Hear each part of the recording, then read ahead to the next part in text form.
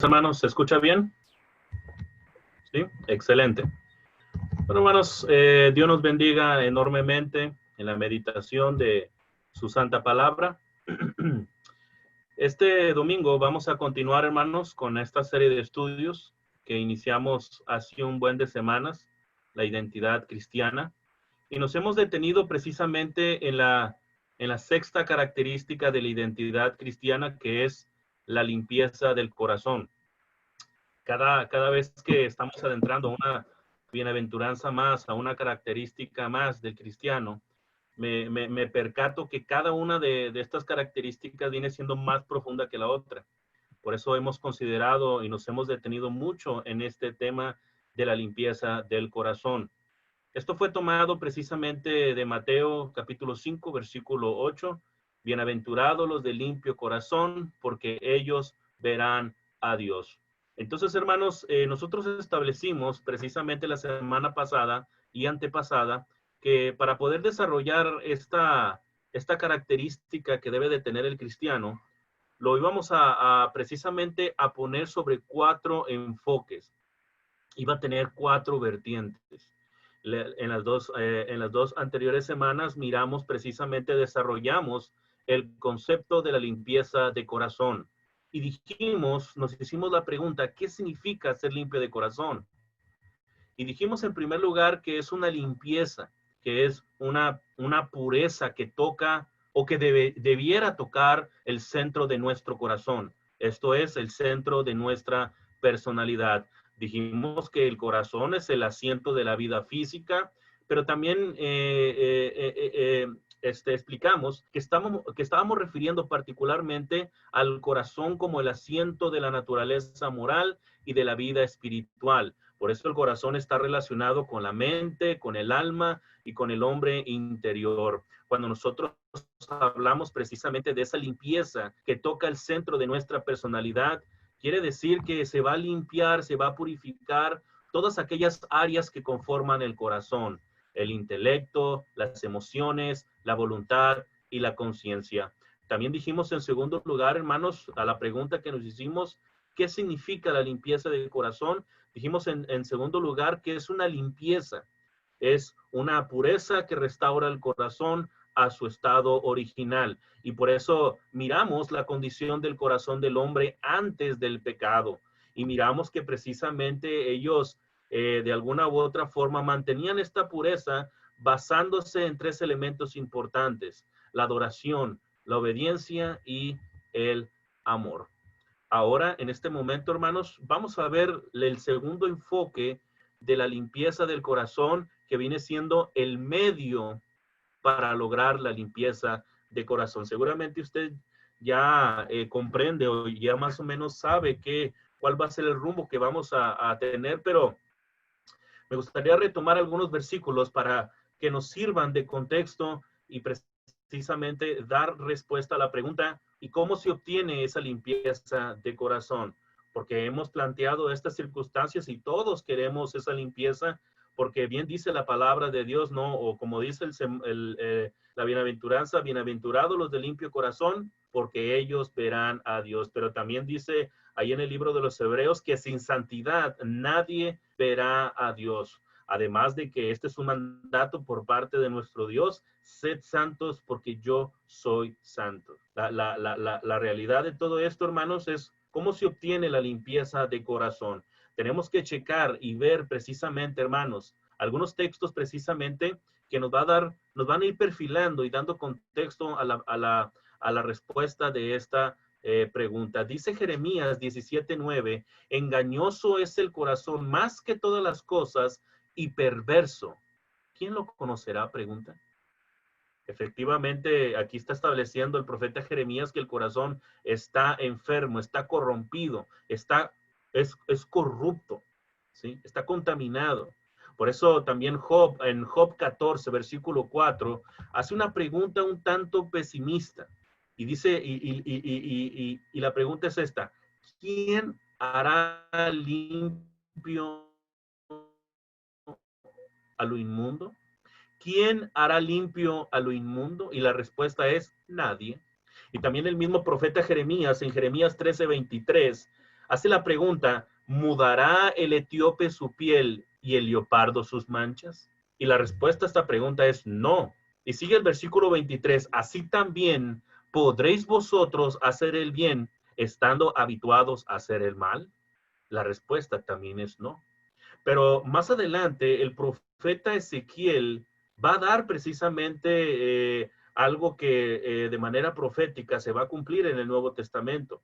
Ahí en Ezequiel capítulo 36, versículos 25 en adelante, dice la palabra de nuestro Dios, Ezequiel capítulo 36, versículo 25 al 27, dice, esparciré sobre vosotros agua limpia y seréis limpiados de todas vuestras inmundicias y de todos vuestros ídolos os limpiaré. Versículo 26. Os daré corazón nuevo y pondré espíritu nuevo dentro de vosotros y quitaré de vuestra carne el corazón de piedra y os daré un corazón de carne. Y pondré dentro de vosotros mi espíritu y haré que andéis en mis estatutos y guardéis mis preceptos y los pongáis por obra.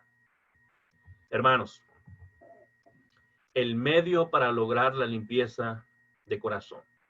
¿Cómo se obtiene la limpieza de corazón? Bueno, debemos de decir que esto solamente Dios lo hace. Y lo hace precisamente por medio del bautismo, ¿sí? El medio que Dios utiliza para limpiar nuestro corazón, en primer lugar, es el bautismo. Y para considerar este tema, me gustaría que leyésemos ahí en Juan, ¿sí? Juan capítulo 3, versículo 1 en adelante. Juan capítulo 3, versículo 1 en adelante. Dice el versículo 1, había un hombre de los fariseos que se llamaba Nicodemo, un principal entre los judíos. Es importante entender, hermanos, que la misma palabra o el nombre Nicodemo significa el victorioso del pueblo. Y es algo muy interesante porque este Nicodemo era un principal de entre los judíos, era un fariseo, seguramente pertenecía al Sanedrín, a la corte suprema judía, por así decirlo. Y es interesante porque se nos está presentando un hombre importante, un hombre que dentro de la sociedad tenía su posición. Y para poder entender un poquito más las implicaciones de este encuentro que iba a tener Nicodemo, tenemos que ir al versículo 2. Dice el versículo 2 de la siguiente manera. Este vino a Jesús de noche, ¿sí? Y le dijo, Rabí, sabemos que has venido de Dios como maestro, porque nadie puede hacer estas señales que tú haces si no está Dios con él. Seguramente este fariseo llamado Nicodemo fue de noche para no comprometer su posición social religiosa, ¿sí? Pero es interesante la sinceridad de este hombre al decirle rabí como un título honroso, además de que era el nombre para los maestros judíos, ¿verdad? Estaba reconociendo, ¿verdad?, la autoridad y el poder de nuestro Señor Jesucristo. Sabía que Jesús venía de parte de Dios. Entonces dice el versículo 3, respondió Jesús y le dijo, de cierto te digo, que el que no naciere de nuevo no puede ver el reino de Dios. Una de las cosas que a mí me llama poderosamente la atención es que a veces al leer, hermanos, a veces al leer la respuesta de Jesús a las preguntas que le hacían, yo me pregunto a veces, ¿qué tiene que ver lo que él dice con lo que se le preguntó o dijo? Es decir, hermanos, póngase a pensar en este momento, ¿sí? El mismo Nicodemo le estaba dando el reconocimiento como rabí, como maestro, como alguien que venía de Dios, y Jesucristo se va al grano, ¿sí? Se va al grano y le dice verdaderamente lo que Nicodemo tenía en su corazón. Él quería saber sobre este tema, él tenía algunas dudas y el Señor se va a la yugular, se va al corazón de la pregunta que Nicodemo o las dudas que verdaderamente él tenía. Dice, de cierto te digo, que el que no naciere de nuevo no puede ver el reino de Dios. Es interesante, hermanos, porque aquí se está estableciendo algo muy importante en el tema precisamente del medio para lograr la limpieza de corazón. Pero dice la expresión que el que no naciere de nuevo, ¿sí? Obviamente que esa palabra naciere trae la idea de engendrar, y todo nacimiento precisamente necesita de dos cosas. Primero, concebir, es decir, sembrar la semilla. En segundo lugar, dar a luz para producir el fruto. Pero algo muy interesante, hermanos, que llama poderosamente la atención es la palabra nuevo. Fíjese que la palabra nuevo es interesante porque en el diccionario, ¿sí? Es la palabra griega anoten, ¿sí? Que significa desde arriba, desde un lugar más alto, ¿sí? Y se refiere particularmente a las cosas que vienen del cielo o de Dios, ¿sí? Entonces, nacer de nuevo se refiere a la conversión, esto es el bautismo. Por eso, hermanos, la limpieza del corazón solamente puede provenir de Dios. Dice ahí en Juan capítulo 1, Juan capítulo 1, versículo 12, dice de la siguiente manera: mas a todos los que le recibieron, a los que creen en su nombre, les dio potestad de ser hechos hijos de Dios. Ojo con este versículo 13. Los cuales no son engendrados de sangre, ni de voluntad de carne, ni de voluntad de varón, sino de Dios.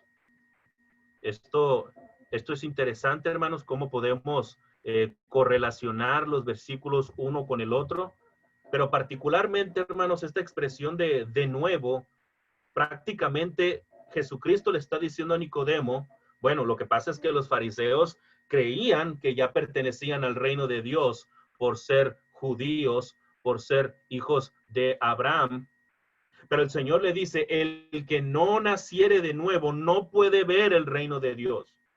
Y esa palabra no puede es que es incapaz. Y la expresión cuando dice ver, está diciendo experimentar, apreciar, ¿sí? Recibir su bendición. Por eso en el versículo 5 todavía le va a explicar este versículo 3 a Nicodemo, porque esa expresión, ver el reino de los cielos, significa entrar en el reino de los cielos. Para poder entrar al reino de los cielos, tienes que volver a nacer, Nicodemo. Te tienen que volver a parir. Es lo que le está diciendo el Señor. El que no naciere de nuevo no puede ver el reino de Dios. Se tiene que efectuar un cambio de espíritu, un cambio de corazón, ¿sí? Por eso en el versículo 4 continúa el diálogo. Nicodemo le dijo, ¿cómo puede un hombre nacer siendo viejo? ¿Puede acaso entrar por segunda vez en el vientre de su madre y nacer? Respondiendo Jesús, o sea, le va a aclarar bien el punto, porque era importante. De cierto te digo, que el que no naciere de agua y del espíritu no puede, es incapaz de entrar en el reino de Dios. Esto es importante, hermanos, porque cuando dice el que no naciere de agua y del espíritu, está hablando del bautismo. Para poder comprender esto, hermanos, para entender un poquito más a cabalidad de esto, tenemos que leer lo que dice Tito capítulo 3, versículo 4 en adelante. Dice de la siguiente manera: pero cuando se manifestó la bondad de Dios nuestro Salvador y su amor para con los hombres, versículo 5, nos salvó, no por obras de justicia que nosotros hubiéramos hecho, sino por su misericordia, por el lavamiento de la regeneración y por la renovación en el Espíritu Santo. Hermanos, esto habla de bautismo. Versículo 6, el cual derramó en nosotros abundantemente por Jesucristo, nuestro Salvador. Y si queda algún vestigio de duda por ahí, tenemos que también considerar, hermanos, lo que dice el segundo, Hechos capítulo 2. Hechos capítulo 2, versículo 37. Dice, al oír esto, un texto que conocemos, al oír esto, se compungieron de corazón y dijeron a Pedro y a los apóstoles, varones hermanos, ¿qué haremos? Pedro les dijo, arrepentíos y bautícese cada uno de vosotros en el nombre de Jesucristo para el perdón de los pecados y para recibir o recibiréis el don del Espíritu Santo. Hermanos, aquí se está echando precisamente el cimiento, la base para dar el primer paso en la limpieza de corazón, que es a través del bautismo.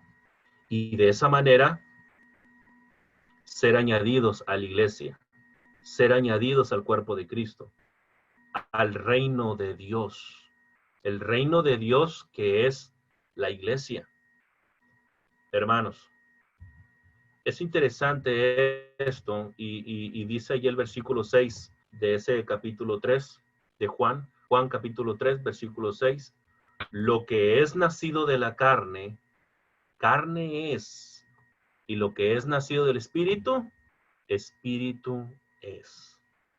En el nuevo nacimiento, el Espíritu es el que es regenerado, es el que tiene que ser regenerado, el hombre interior. Entonces, hermanos, una vez considerado estos elementos que acabamos de mencionar en el capítulo 3 de Juan, podemos determinar que el bautismo, ¿sí? El bautismo purifica el corazón, ¿sí? El bautismo purifica el corazón. Dice Hechos capítulo 15, versículos 8 al 9, y Dios que conoce los corazones, les dio testimonio dándoles el Espíritu Santo lo mismo que a nosotros. Ojo con este versículo 9. Y ninguna diferencia, dice, déjeme quitar el internet porque está lento el internet por acá. Dice el versículo 9. Y ninguna diferencia hizo entre vosotros y ellos. Ojo con esta frase del versículo 9. Purificando por la fe sus corazones. Esa expresión por la fe del versículo 9 del capítulo 15 de Hechos habla de la obediencia al evangelio. Y aunado a esto, dice Santiago 4:8, acercaos a Dios y Él se acercará a vosotros, pecadores. Limpiad las manos y vosotros, los de doble ánimo, purificad vuestros corazones. Acuérdense que cuando nosotros hablamos acerca del concepto del corazón, dijimos precisamente, hermanos, que el corazón se refería al alma, a la conciencia, se refería a la mente. Y aquí podemos ver en el versículo 9 de Hechos, ¿verdad? Purificando por la fe sus corazones. Pero también para que no quede ninguna duda, hermanos, ¿sí? El bautismo purifica el alma, ¿sí? Purifica el alma. Dice la primera carta de Pedro, capítulo 1, versículo 22, dice, habiendo purificado vuestras almas por la obediencia a la verdad, dice. Repito. Primera de Pedro 1:22 dice, habiendo purificado vuestras almas por la obediencia a la verdad mediante el Espíritu. Este versículo es importante. Pero no solamente el alma, el corazón, que es prácticamente un sinónimo, sino que también el bautismo purifica nuestra conciencia. Mira cómo dice Hebreos 9:14, cuánto más la sangre de Cristo, el cual mediante el Espíritu Eterno se ofreció a sí mismo sin mancha, limpiará vuestras conciencias de obras muertas para que sirváis al Dios vivo. Entonces, hermanos, después de haber dicho todo esto, ¿cómo se obtiene la limpieza de corazón? Bueno, se obtiene por medio del bautismo, en primer lugar, y en segundo lugar, por medio de vivir en la luz. Hermanos, sabemos que en el bautismo, hermanos, nosotros vemos agua, ¿sí? nosotros vemos agua y al respecto, pues se puede hacer alguna suposición. Yo recuerdo dentro de, de este ministerio, pues uno se encuentra todo tipo de declaraciones, hermanos. Había una joven, ¿verdad?, que me preguntaba al momento de bautizarla que, que si el agua del bautisterio era agua bendita. Y una señora, cuando precisamente la bautizamos, ella no quería bautizarse en un bautisterio. Ella se quería bautizar en un río porque quería que sus pecados se fueran por el río, ¿verdad? Corrieran por el río. Entonces, hermanos, a lo que voy es a lo siguiente. El Señor nos ha dado una orden y tenemos que cumplirla a cabalidad. No es el agua, es la obediencia. Es a lo que voy. La obediencia al Evangelio, ¿sí? Es la obediencia al Evangelio lo que nos lleva a hacer eso. Porque muchos denominacionales se burlan del bautismo, del plan de salvación, diciendo que solamente mojan sus pecados, ¿sí? Pero el apóstol Pedro dice algo al respecto al bautismo que corresponde a esto. Ahora nos salva, no quitando las inmundicias de la carne, sino como la aspiración de una buena conciencia delante de Dios, dice. Todo esto es una cuestión de obediencia, hermanos, porque nosotros vemos agua, pero el Padre ve la sangre de su Hijo Jesucristo derramada por cada uno de nosotros. O recuerden el caso de Naamán el sirio, cuando llega el profeta Elías y Naamán, acuérdense que tenía lepra, llega ante Elías y le pide la sanación de su cuerpo precisamente. Era un hombre bueno, era un hombre dadivoso, etcétera, pero Elías le da la orden de que se vaya al Jordán y que se lave 7 veces ahí. Naamán no quiso porque decía, en mi Siria, en el lugar de donde soy, hay mejores aguas que la de Jordán. ¿Por qué tendré que ir a la de Jordán? ¿Sí? Pero Elías había dado una orden. Si verdaderamente quería sanar, tenía que lavarse 7 veces precisamente en el Jordán, hasta que se lo suplican precisamente sus sirvientes y Naamán hace lo pertinente. Se lava 7 veces y es limpiado de la lepra. Es que es toda una cuestión de obediencia, hermanos. Ahora, el segundo medio, el primer medio es el bautismo. Pero en nuestra vida, ¿verdad? En nuestra vida cristiana, vamos a tener muchas faltas y caídas en nuestra vida espiritual.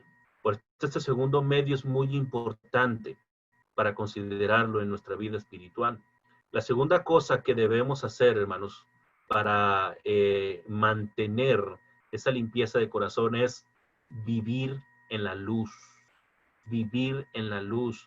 Dice la primera carta de Juan, capítulo 1, versículo 7, dice de la siguiente manera: pero si andamos en luz, dice, pero si andamos en luz, como Él está en luz, tenemos comunión unos con otros y la sangre de Jesucristo, su Hijo, nos limpia de todo pecado.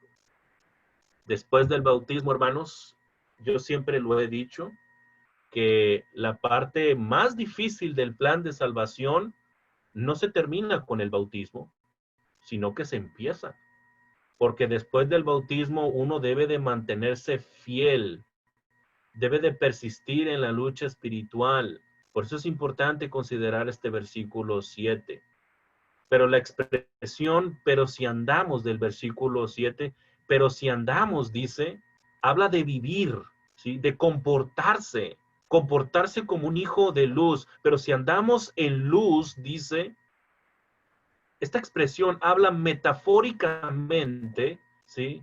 De la verdad, del conocimiento, pero también habla acerca de la pureza espiritual. de la limpieza del corazón. Pero si andamos en luz, como Él está en luz, es decir, Cristo, Dios, tenemos comunión unos con otros, ¿sí? Tenemos ese Dios, pero también podríamos aplicarlo con el compañerismo, con nuestros prójimos, o particularmente con nuestros hermanos, porque para poder tener una buena comunión con nuestro prójimo, primero, o una comunión cristiana, una sociedad cristiana, tenemos que estar bien delante de nuestro Dios, porque es en comunión, cuando convivimos con nuestros hermanos, en donde ponemos a prueba todas aquellas virtudes cristianas, el amor, la paciencia, la templanza, entre otras cosas. Es el taller, hermanos, en donde nosotros vamos a desarrollar nuestras habilidades espirituales. Pero dice, sigue diciendo el texto, y la sangre de Jesucristo, su Hijo, dice el versículo 7, nos limpia. Ojo con este tiempo, es importante. Dice que nos limpia. No dice nos limpió, no dice nos limpiará, dice nos limpia. Todo este versículo habla en tiempo presente continuo. Andamos, tenemos, nos limpia, está en tiempo presente continuo. Es decir, que la sangre de Jesucristo nos sigue limpiando, nos sigue purificando, nos sigue precisamente llevando a la santidad pertinente, pero si andamos en luz, pero si tenemos comunión unos con otros. Hermanos, un cristiano debe de tener por hábito, por costumbre, sana costumbre, andar en la luz, es decir, en verdad y santidad. Y obviamente que cuando hablamos acerca de la verdad, nosotros hablamos de acuerdo a los estándares de la palabra de Dios. Pero también a andar no solamente en la verdad, como dice Juan 17:17, santifícalos en tu verdad, tu palabra es verdad. Tenemos que andar también con la verdad, con el elemento de la sinceridad y la honestidad, es decir, no ser hipócritas. Un cristiano debe de tener por hábito andar en luz, pero no solamente en cuanto a la verdad, sino también a la santidad, hermanos.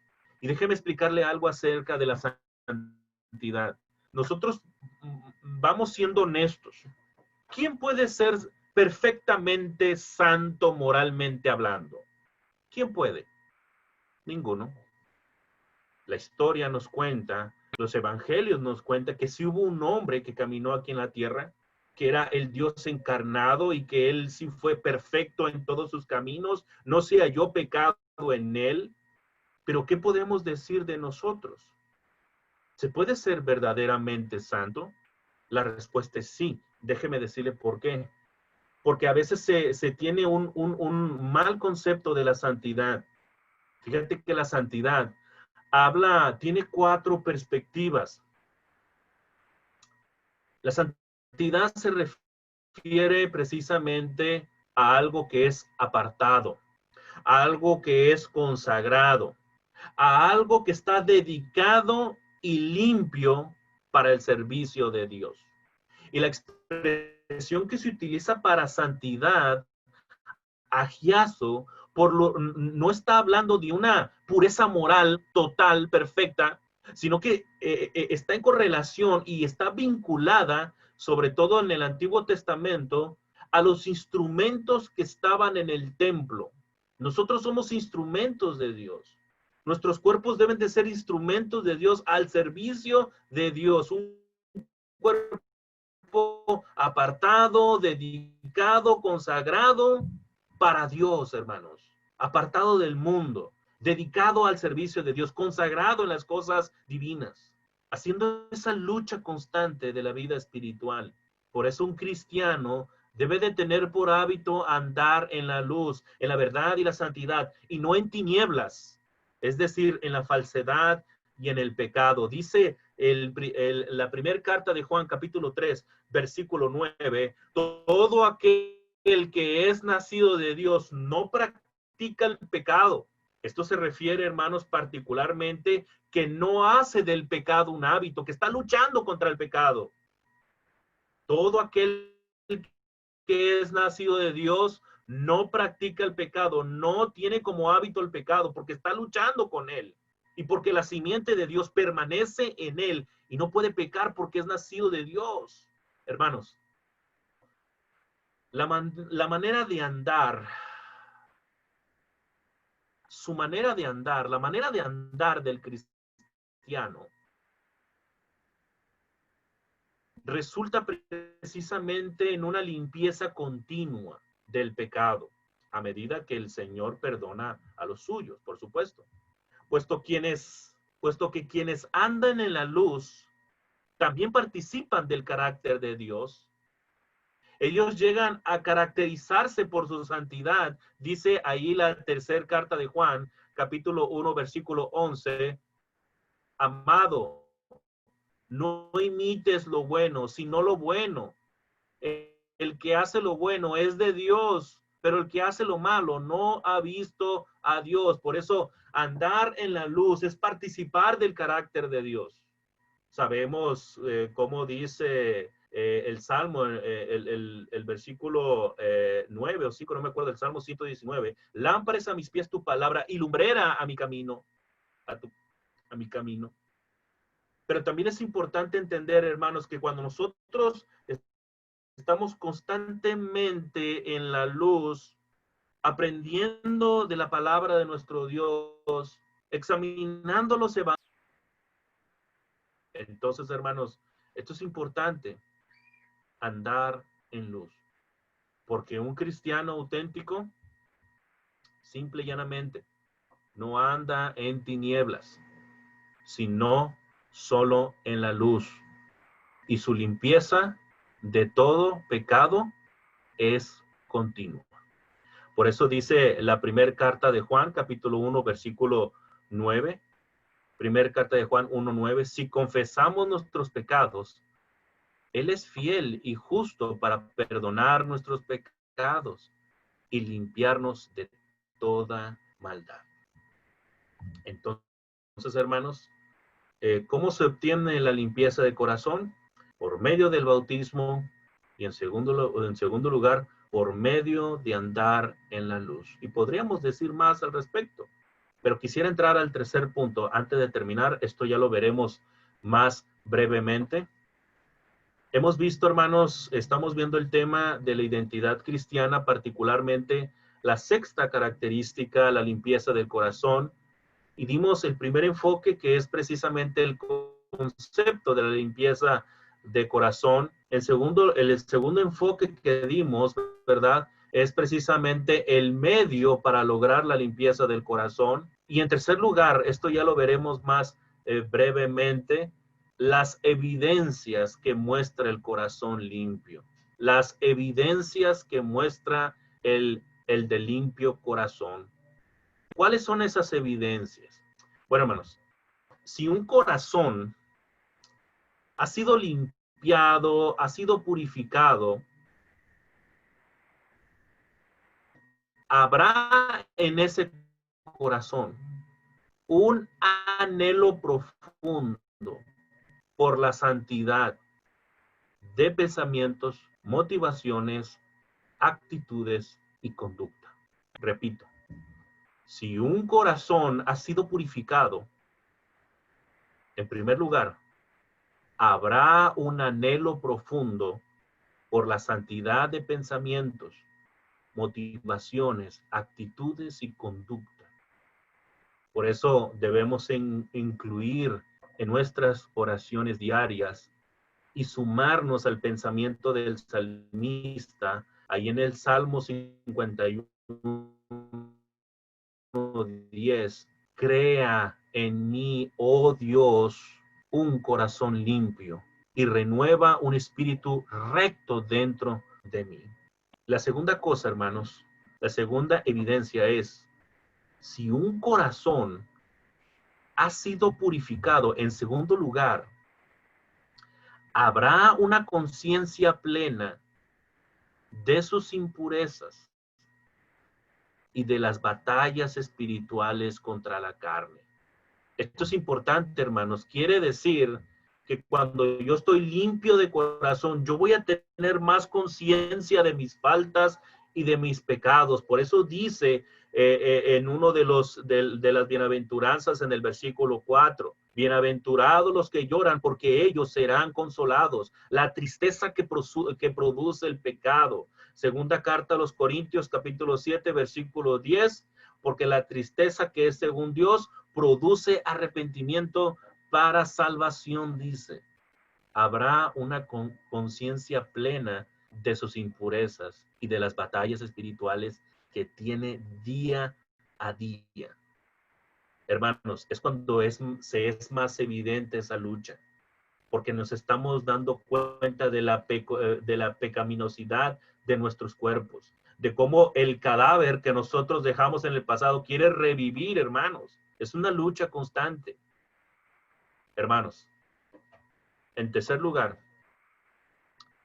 si un corazón ha sido purificado, en tercer lugar, habrá una preocupación genuina por usar las herramientas que Dios nos dejó para mantener la limpieza del alma. Dios no nos ha dejado solos. Él nos ha dejado herramientas, armas para mantener esta limpieza del alma. Ahí está la palabra de Dios. La comunión entre los hermanos, la oración, el tema de la sujeción al gobierno de la iglesia, a nuestros padres, el de la esposa con el marido, el del marido con Dios y de que todos debemos de estar sujetos a Dios. Y también la otra herramienta, la predicación. Y la lista puede extenderse, hermanos. Pero lo cierto, inclusive, podíamos considerar también la armadura de Dios, la panoplia, es decir, que Dios nos dejó súper equipados para las batallas espirituales, para el Armagedón, para esa batalla final que se desenvuelve en nuestros corazones. Entonces, hermanos, así de esa manera, hermanos, estas son las tres evidencias de un corazón limpio, un anhelo profundo por la santidad, una conciencia plena de sus impurezas y una preocupación genuina por usar las herramientas que Dios ha dejado. Bueno, hermanos, aquí concluimos este tema. Va a faltar otro tema, hermanos. No sé si vaya a haber tiempo para otra ocasión, pero es importante considerar la otra parte en otro estudio. Dice la bienaventuranza: bienaventurados los de limpio corazón, porque ellos verán a Dios. ¿Qué significa esa frase? ¿Qué significa esa promesa? Bueno, si el Señor lo permite, veremos en otra ocasión. Bueno, mis hermanos, Dios les bendiga y espero que esta haya sido de bendición para cada uno de ustedes.